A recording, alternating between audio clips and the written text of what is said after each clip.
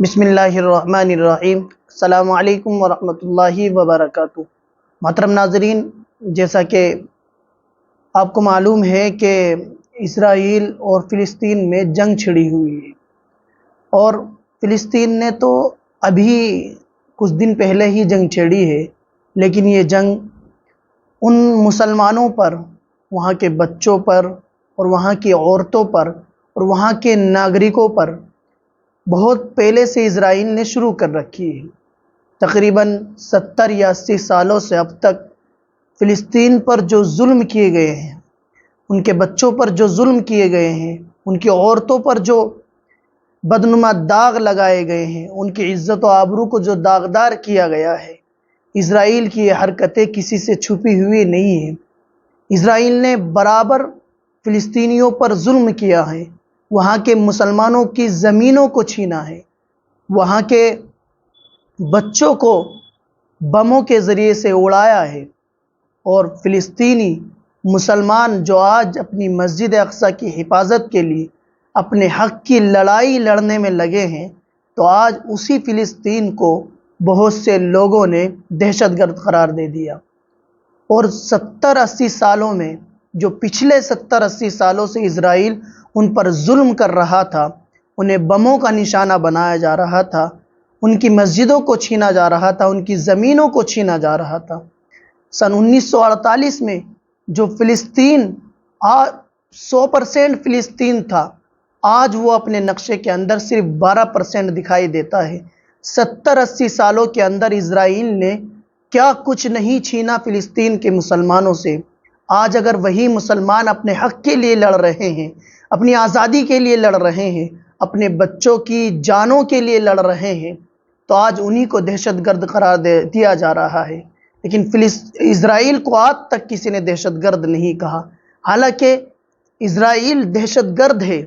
اس نے پچھلے 70-80 سالوں کے اندر جتنے مظالم فلسطین کے مسلمانوں پر کیے ہیں، اس کی یہ ناپاک حرکتیں اور یہ قاتلانہ اور وحشیانہ حرکتیں کسی سے بھی چھپی ہوئی نہیں ہیں۔ آج پوری دنیا کے اوپر یہ تمام چیزیں آشکارا ہو چکی ہیں۔ پوری دنیا دیکھ رہی ہے کہ اسرائیل نے کتنی ناپاک حرکتیں ان مسلم فلسطینیوں کے اوپر کی ہے، لیکن پوری دنیا کے جو مسلمان ہیں، وہ ایسے حالات میں فلسطینی مسلمانوں کے لیے کیا کر سکتے ہیں؟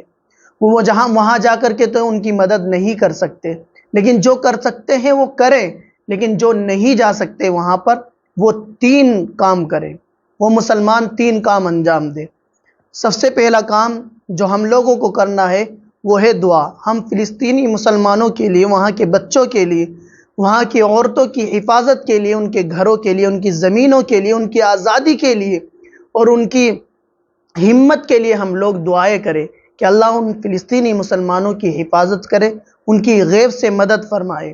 اور دوسرا کام جو ہمیں کرنا ہے وہ فلسطین کے جو پروڈکٹس ہیں، ہمیں ان کا بائیکاٹ کرنا ہے، اور فلسطین کے جو پروڈکٹس، اس پر جو کوڈ آتا ہے وہ 729 یعنی 729 اور 730 سے اسرائیل کے پروڈکٹس پر کوڈ بنا ہوا آتا ہے۔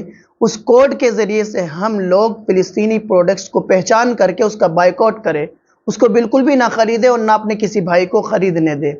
یہ دوسرا کام ہے۔ اور تیسرا کام یہ کریں کہ ہم اپنی مسجدوں کے اندر قنوت نازلہ کا اہتمام کریں۔ قنوت نازلہ زیادہ سے زیادہ پڑھی جائے نماز و فجر کی نماز کے اندر، اور خوب دعائیں کی جائے۔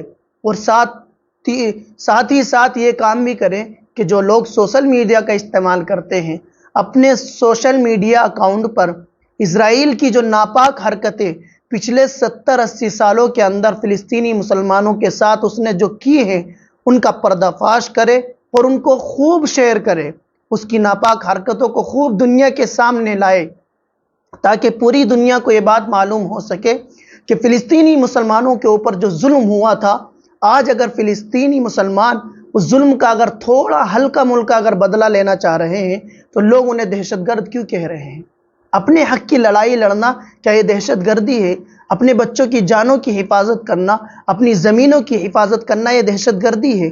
اسلام کبھی بھی دہشت گردی کا پیغام نہیں دیتا ہے۔ اسلام نے ہمیشہ سے، تاریخ گواہ ہے اسلام نے ظالم کو ظالم کہا ہے۔ اگر ایک مسلمان نے کسی دوسرے مسلمان پر اگر ظلم کیا ہے تو اسلام نے اسے بھی ظالم کہا ہے۔ مثال سامنے ہے، حضرت عمر رضی اللہ تعالیٰ عنہ کا دور خلافت کس کے سامنے نہیں ہے کہ اگر کسی مسلمان نے دوسرے مسلمان بھائی پر اگر ظلم کیا ہے، چاہے وہ حضرت عمر کے خاندان سے ظلم کرنے والا کیوں نہ ہو، تو حضرت عمر نے اپنے خاندان والے کو بھی وہی سزا دی جو ایک دوسرے مجرم ظالم کو دی جاتی ہے۔ تو اسلام نے ظالم کا کبھی سپورٹ نہیں کیا، ظالم کو ظالم کہا ہے۔ لیکن آج کل کچھ انصاف پسند لوگ مذہب کی بنیاد پر ظالم کا فیصلہ کرتے ہیں۔ جب تک ظالم کو ظالم نہیں کہا جاتا، جب تک یہ معلوم نہ ہو جائے کہ ہمارے مذہب سے تعلق رکھتا ہے یا نہیں رکھتا ہے، اگر ان کے مذہب سے وہ تعلق نہیں رکھتا تو اسے ظالم نہیں کہا جاتا، چاہے وہ کتنا ہی ظلم کیوں نہ کرتا رہے۔ لیکن اگر دوسرا سامنے والا مسلم مذہب سے تعلق رکھتا ہے، چاہے وہ مظلوم ہی کیوں نہ ہو، اسے ظالم بنا کر کے پیش کیا جاتا ہے، جس طرح سے آج فلسطینی مسلمانوں کے ساتھ ہو رہا ہے۔ مسلموں، پوری دنیا کے مسلمانوں سے میں اپیل کرتا ہوں کہ پوری دنیا کے مسلمان فلسطینی مسلمانوں کے لیے دعائیں کرے، مسجد اقصیٰ کے لیے دعائیں کرے۔ وہ فرض کفایہ کے طور پر پوری دنیا کے مسلمانوں کی طرف سے اپنی مسجد اقصیٰ کی حفاظت کر رہے ہیں، پوری دنیا کے مسلمانوں کی طرف سے فرض کفایہ ادا کر رہے ہیں۔ اس لیے ہمارا یہ فرض بنتا ہے کہ ہم فلسطینی مسلمانوں کے لیے دعائیں کریں، تہجد میں اٹھ کر کے ان کے لیے روئے، اللہ سے مانگے کہ اللہ ان کی مدد کرے۔ براہ کرم اللہ تبارک و تعالیٰ سے دعائیں کرے وہاں کے مسلمانوں کے لیے، وہاں کے ناگرکوں کے لیے۔ اللہ تعالیٰ فلسطین کے مسلمانوں کی حفاظت فرمائے اور خاص طور سے قبلہ اول مسجد اقصیٰ کی حفاظت فرمائے۔ السلام علیکم ورحمۃ اللہ وبرکاتہ۔